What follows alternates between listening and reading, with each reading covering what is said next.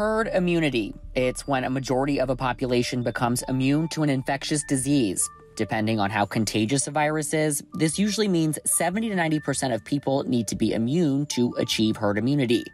Typically, this is done through a vaccine or mass infection.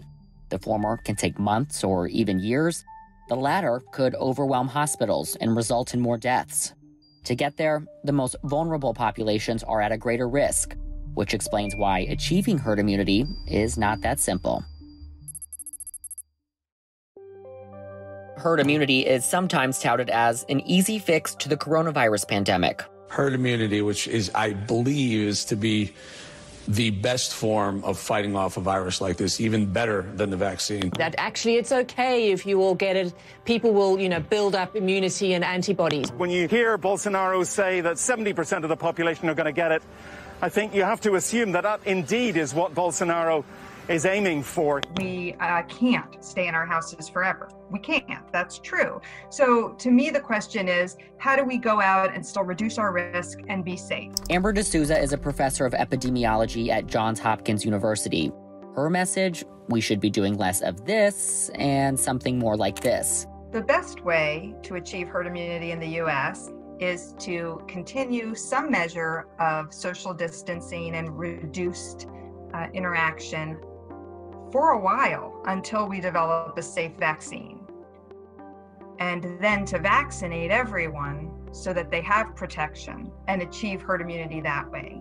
So why are some viewing herd immunity as a concept similar to ripping off the Band-Aid and getting it over with? D'Souza says we simply don't know enough to view it this way. We all want to get it over with. The problem is when public health works, it protects us from seeing the worst consequences. And then people say, oh, it's not so bad. It isn't until it is. Take a look at Sweden. The country had looser social restrictions during the pandemic in an effort to reach herd immunity, a move favored by the public. Overall, it has more COVID-19 deaths than other Nordic countries. However, its fatalities per capita remain lower than the UK, Spain, Italy, and France. The Swedish Public Health Agency released findings that showed only 7.3% of people in Stockholm developed antibodies. Despite that, Sweden's chief epidemiologist said Stockholm's immunity rate is likely a little more than 20%, but lower than 30%. When compared to the US, which had stricter social distancing policies, Sweden saw higher deaths per million people. The biggest victims in Sweden, migrant communities and the elderly. As a population in the US, it's very unlikely that 10% of us have been exposed so far. It's likely much, much smaller than that. And you don't achieve herd immunity until, you're 60, 70% of your population. Without a vaccine, lower infection rates, and greater access to testing, herd immunity is a concept that may never be achieved.